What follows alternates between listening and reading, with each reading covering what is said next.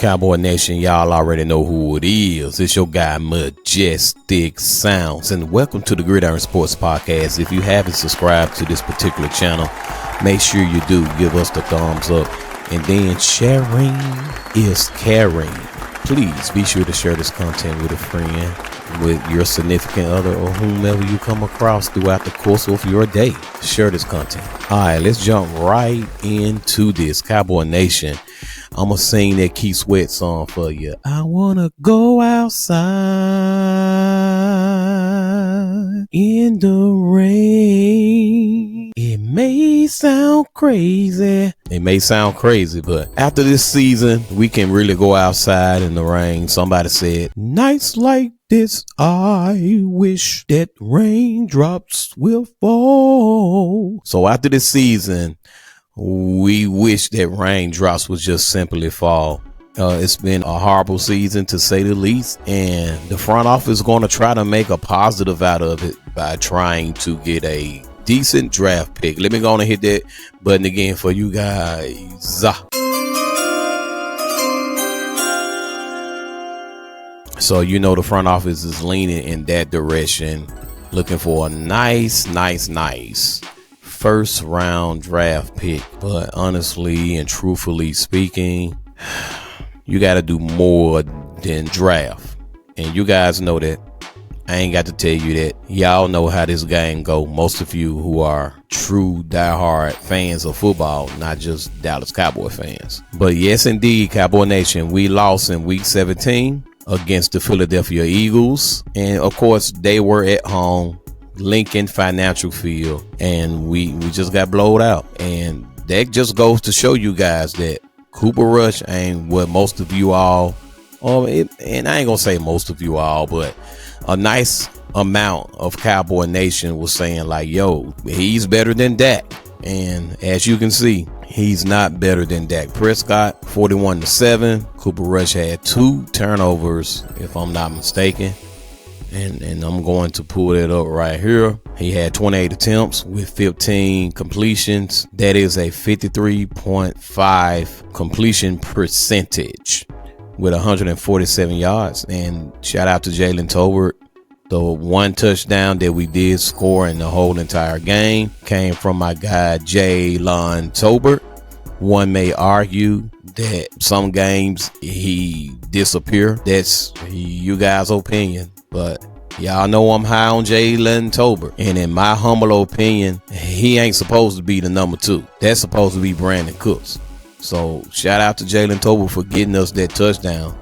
Brandon Cooks didn't give us a touchdown. Cooper Rush, let's continue to talk about him. 2 interceptions. For all you Dak haters that's talking about Cooper Rush is better than Dak, that Dak turned the ball over too much. Well, look what Cooper Rush has done in the 2 games against the Philadelphia Eagles. Turned the ball over. It's 2 interceptions with a quarterback rating of 54%. All right, look, I'm going to come back to the run game. I'm going to come back to it. Look, where's Brandon Cook? Let's see where Brandon Cook name is. Where's his name? Here it is. 4 catches, okay? 52 yards. The longest one, his average was 13. Longest one, 22. No touchdown. Jalen Tolbert, okay? 3 catches, 30 yards. That's 10 per catch. Longest, 19 with a touchdown. All right, with lesser targets than Brandon Cooks, he produced a touchdown. So tell me who's emerging and who's becoming the number 2 target in Dallas. It looks like Jalen Tolbert is becoming the number 2. Now, is that his responsibility? No. Coming into the season, that was Brandon Cooks' responsibility. Of course, I get it. He got injured, you guys. He got injured. But I just want to show you guys that Jalen Tolbert is doing a phenomenal job, in my humble opinion, being that number 3 go-to guy. He's not number 1. One can argue that he don't get target enough. But when he do get target, he has a good game each and every time out. If you give him the targets, he's most likely going to come down with the catch, even with a Cooper Rush as his quarterback. So he has really had a phenomenal year, outstanding year. And shout out to Jalen Brooks. He had a pretty decent year this year. You can sit here and nitpick about them not doing X, Y, and Z, but it's really wasn't their responsibility. These young guys are young guys, so they're still learning. They're learning football. They're learning, pay attention to details, the small things, the nuances of football. And plus, they got to learn the playbook. They got to learn the routes associated with the plays. They got to learn how to help their quarterback out. I can go on and on and on about what they have to do. Now, let's look at a Jonathan Mingo. In my humble opinion, we wasted that draft pick. That was a waste. I don't care how you slice it and dice it. He's not productive enough. Now, look at Jalen Tolbert right here. Look at him. Look at his numbers. Okay? In a losing effort. And all this went on without a CD Lamb.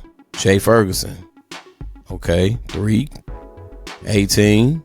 6, 7 was his longest. Jonathan Mingo, 1 catch all game long. Ryan Flo, 1 catch all game long. Okay. Jalen Brooks, 1 catch all game long. Rico Dowdle, the running back, 1 catch. We're not going to penalize him. He's the running back. But Brandon Cooks, he got 4 catches, but no touchdown. Okay. You should have more than 4 catches. CD Lamb ain't playing. All you got is a Jalen Tolbert and Jake Ferguson out there with you. So he should have at least 6 to 7. Come on, dog. 3 more catches at least. That's the least. Hunter Lipke, 1. Confante Turbin, 1. Look at all these ones. 1, 1, 1, 1, 1, 1. Okay? Then we got 4, 3, and 3. Come on. That's what you get with Mike McCarthy and Brian Schottenheimer and a Cooper Rush as your quarterback. That's what you're going to get. So don't get upset, Cowboy Nation, about the productivity that we're getting at the quarterback position. Y'all said he was better than Dak.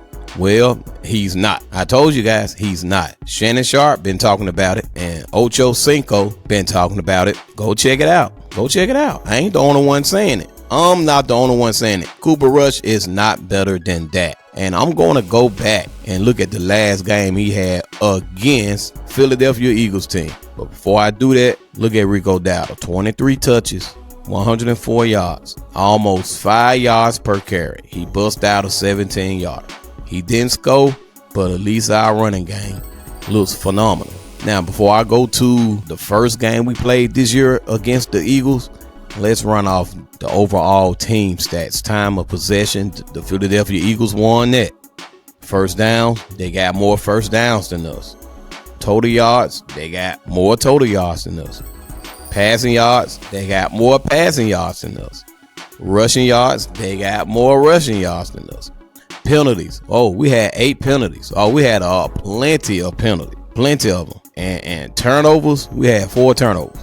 4 turnovers. You ain't finna beat no Philly with 4 turnovers. You just not gonna beat them. That's impossible to beat a team you giving extra possessions to. So yes, we had a turnover problem. Yes, the front office gonna try to turn this into a positive during the NFL draft. But what they not gonna do, they're not gonna work in free agency. But I'll sit back and wait on them. And see what they're going to do. But historically speaking, the Dallas Cowboys have done nothing in free agency in the last probably 10 years or more. So don't expect them to do anything in free agency. Now, as far as the draft is concerned, we need a wide receiver out of the draft. Yeah, we need a running back out of the draft, but we need some guys in free agency. In my humble opinion, we need a quarterback in free agency, a veteran wide receiver, or a good veteran wide receiver who can match up with CD Lamb. The yin to his yang, if you will, ladies and gentlemen. So that is my humble opinion concerning free agency in the draft. And by us losing this game, we still like in the top 15, and I'll pull it up real quick. We are like in the top 15 on the mock draft right now. So I'll let you guys see that. And right now, the New England Patriots are number 1 in the mock draft. The Tennessee Titans number 2. The Cleveland Browns, number 3. The New York Giants are number 4. I'm surprised the New York Jets ain't in the top 5. Jacksonville Jaguars, Carolina Panthers. Here they are, New York Jets. Well, at least they made the top 10. The Las Vegas Raiders dropped all the way down to 8. They was like 1. They didn't drop down to 8. Now the Patriots are officially like the worst team in the league. Chicago Bears are number 9. New Orleans Saints are number 10. The San Francisco 49ers, I can't believe they're number 11, but they are. Indianapolis Colts. And then you have the Dallas Cowboys sitting at 13. So we are in the top 15 for the NFL draft for the 2025 season. And you can rest assured that the Dallas Cowboys are happy with that. And, you know, we got the Washington Commanders next. And so we might just tank that, you know, so you can call it an organic tank, if you will, or in the words of Jerry Jones, we'll just put soft in front of it. Let me hit my butt. What's your point? What's your point? So my point is that we're doing a soft tanking. These last 2 games, I got us losing against the Washington Commanders. It's hard to beat the same team twice anyway. So, hey, I got us losing against the Commanders. But that's my point. It's my point, Jerry Jones. And shout out to Rico Dowdle once again, because the running game has been good. It has. I can't knock him for that. He's not getting a lot of touchdowns, but the running game has looked good. And we have been able to stay in front of the chains for the most part. But of course, we weren't going to be feeling no way, in my humble opinion, with a Cooper Rush at the helm. This team is a really good team. Even without Jaden Hurts, they still good. So they got Saquon Barkley, and they got Smitty, and they got A.J. Brown. Like, okay. And they got a tight end, and they got a defense. Okay. They got a front four. They got a secondary. So, hey, that's why, you know, a lot of times Cooper Rush had the opportunity to check down and get the first down. He's trying to take shots down the field and throwing the ball into double and triple coverage. So, I mean, that's how you're going to get interceptions, ladies and gentlemen. So right now, I am going to see, can I find the first time we played the Philadelphia Eagles this year. Here go the stats. Cooper Rush, 13 completions out of 23 attempts. All right, with 45 yards, no touchdowns. And Trey Lance trots out there, 4 of 6, 21 yards, interception. All right. And Rico Dowdle only had 12 attempts for 53 yards and then bust out of 19. Why weren't they giving the ball to Rico Dowdle? CeeDee Lamb, 6 catches. Jalen Tolbert, 3 catches. All right, so Dallas just didn't do nothing. Cooper Rush is not that guy. That's my point, ladies and gentlemen. Cooper Rush is not that guy. He's a phenomenal backup quarterback, but that's it, ladies and gentlemen. With that being said, Dak Prescott is that guy. Here we go! Buck, here we go! Here we go! Here we go! Here we go! Yeah, here we go! Yeah, so Dak is that guy, ladies and gentlemen. Now, he may not be a Patrick Mahomes. How many Patrick Mahomes in the league? Ain't number 1 Patrick Mahomes. Ain't number 1 Joe Burrow. And it wasn't number 1 Joe Montana. And it wasn't number 1 Dan Marino. It wasn't number 1 Aaron Rodgers in his prime. And wasn't number 1 the GOAT Tom Brady. So, hey, we got Dak, and that's our best chance. They already paid him, and so we made our bed, and that's what we got. Now, I'm fine with that. I'm fine with them paying Dak that. What other choice did you have? You gonna let him walk in free agency and possibly go to another team and win a championship when you can just pay the man? And we paid him the very last hour, right before kickoff. Jerry Jones decides to pay him. So, ladies and gentlemen, as I close, the Dallas Cowboys are going to try to turn lemon into lemonade. doing the NFL 2025 draft. Let me hit that button for you one more time.